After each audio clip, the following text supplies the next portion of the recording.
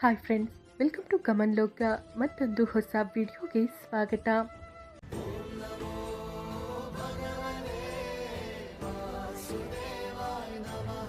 Friends, ಹೆಂಡತಿ ಹೋದಾಗ ಕೇವಲ ಒಬ್ಬ ಮಹಿಳೆ ಮಾತ್ರ ಹೋಗೋದಿಲ್ಲ, ಗಂಡನ ಇಡೀ ಪ್ರಪಂಚವೇ ನಾಶವಾಗುತ್ತದೆ. ಆದರೆ ನೀವು ಎಂದಾದರೂ ಯೋಚಿಸಿದ್ದೀರಾ, ಇಷ್ಟು ಒಳ್ಳೆಯ, ಇಷ್ಟು ಸಹಿಷ್ಣು, ಇಷ್ಟು ಸಮರ್ಪಿತ ಹೆಂಡತಿ ಗಂಡನಿಗಿಂತ ಮೊದಲು ಏಕೆ ಹೋಗ್ತಾಳೆ ಎಂದು? ಗರುಡ ಪುರಾಣ ಹೇಳುತ್ತದೆ, ಇದು ಕಾಕತಾಳೀಯವಲ್ಲ, ಇದು ಕರ್ಮದ ನಿರ್ಧಾರ. ಇಂದಿನ ಈ ಕಥೆ ನಿಮಗೆ ಹೇಳುತ್ತದೆ, ಯಾವ ಹೆಂಡತಿ ಗಂಡನಿಗಿಂತ ಮೊದಲು ದೇಹವನ್ನು ತ್ಯಜಿಸ್ತಾಳೋ ಮತ್ತು ಇದರ ಹಿಂದೆ ಅಡಗಿರುವ ಶಾಸ್ತ್ರೀಯ ಸತ್ಯವೇನು. ಶಾಸ್ತ್ರಗಳು ಏನು ಹೇಳ್ತಾವೆ? ಮದುವೆ ಕೇವಲ ಸಾಮಾಜಿಕ ಆಚರಣೆಯಲ್ಲ, ಎರಡು ಆತ್ಮಗಳ ಕರ್ಮಗಳ ಒಪ್ಪಂದ. ಗಂಡ ಮತ್ತು ಹೆಂಡತಿ ಪರಸ್ಪರರ ಜೀವನದಲ್ಲಿ ಖಾಲಿತನವನ್ನು ತುಂಬಲು ಬರೋದಿಲ್ಲ, ಬದಲಿಗೆ ಕರ್ಮಗಳನ್ನು ತೀರಿಸಲು ಬರ್ತಾರೆ. ಗರುಡ ಪುರಾಣ ಹೇಳುತ್ತದೆ, ಎಷ್ಟು ಋಣವಿದೆಯೋ ಅಷ್ಟು ಜೊತೆ.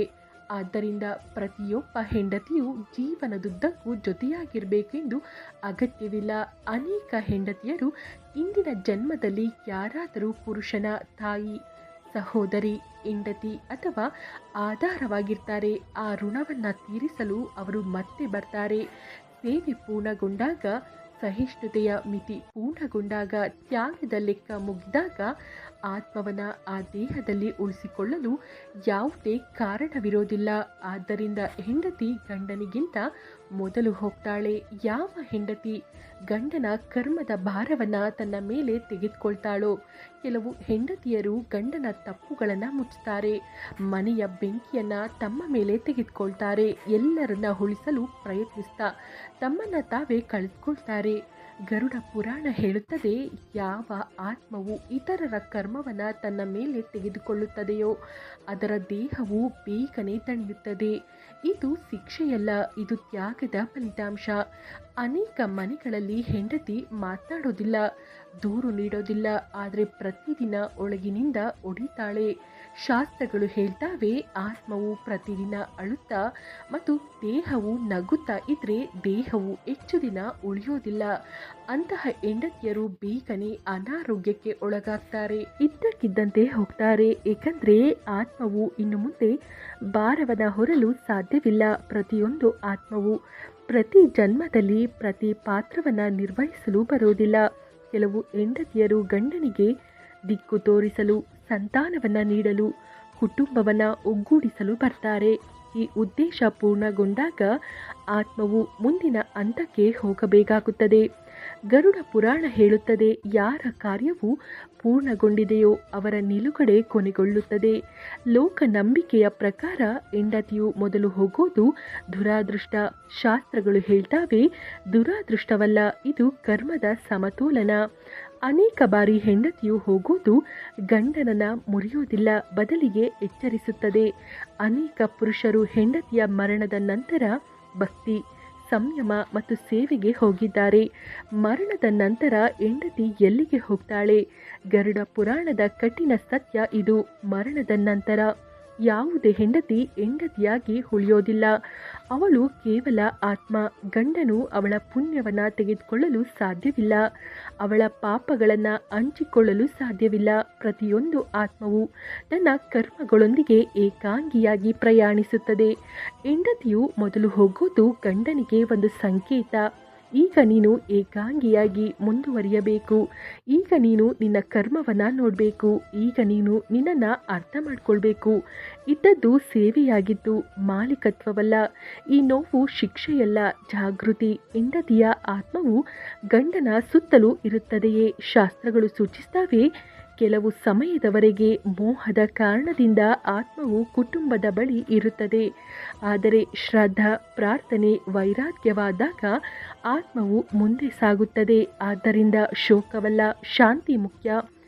ಯಾವ ಹೆಂಡತಿ ಮೊದಲು ಹೋದಳೋ ಅವಳು ದುರ್ಬಲಳಾಗಿರಲಿಲ್ಲ, ಅವಳ ಕರ್ಮವು ಪೂರ್ಣಗೊಂಡಿತ್ತು, ಅದರಿಂದ ಅವಳು ಮುಕ್ತಳಾದಳು. ಮತ್ತು ಹಿಂದೆ ಉಳಿದವನ ಕರ್ಮವು ಇನ್ನು ಬಾಕಿ ಇದೆ. ಗರುಡ ಪುರಾಣದ ಪ್ರಕಾರ ಪ್ರತಿಯೊಬ್ಬ ವ್ಯಕ್ತಿಯ ಜೀವನಾವಧಿಯು ಅವನ ಪ್ರಾರಬ್ಧ ಕರ್ಮವನ್ನು ಆಧರಿಸಿದೆ. ಒಬ್ಬ ವ್ಯಕ್ತಿಯು ಈ ಪ್ರಪಂಚದೊಂದಿಗೆ ಸಂಬಂಧಿಸಿದ ಕರ್ಮ ಮತ್ತು ಋಣವು ಪೂರ್ಣಗೊಂಡಾಗ ಅವನಿಗೆ ಮರಣ ಸಂಭವಿಸುತ್ತದೆ. ಹೆಂಡತಿಯ ಕರ್ಮ ಚಕ್ರವು ಗಂಡನಿಗಿಂತ ಮೊದಲು ಪೂರ್ಣಗೊಂಡ್ರೆ ಅವಳು ಮೊದಲು ದೇಹವನ್ನು ತ್ಯಜಿಸ್ತಾಳೆ. ಅದೇ ಗಂಡನ ಕರ್ಮ ಋಣವು ಉಳಿದಿದ್ರೆ ಅವನು ಹೆಚ್ಚು ಈ ಪ್ರಪಂಚದಲ್ಲಿ ಇರಬೇಕಾಗುತ್ತದೆ. ಇದು ಕುಟುಂಬ, ಸಂತಾನ ಅಥವಾ ಸಮಾಜಕ್ಕೆ ಸಂಬಂಧಿಸಿದ ಕರ್ಮಗಳ ಪೂರೈಕೆಗೆ ಸಂಬಂಧಿಸಿರಬಹುದು.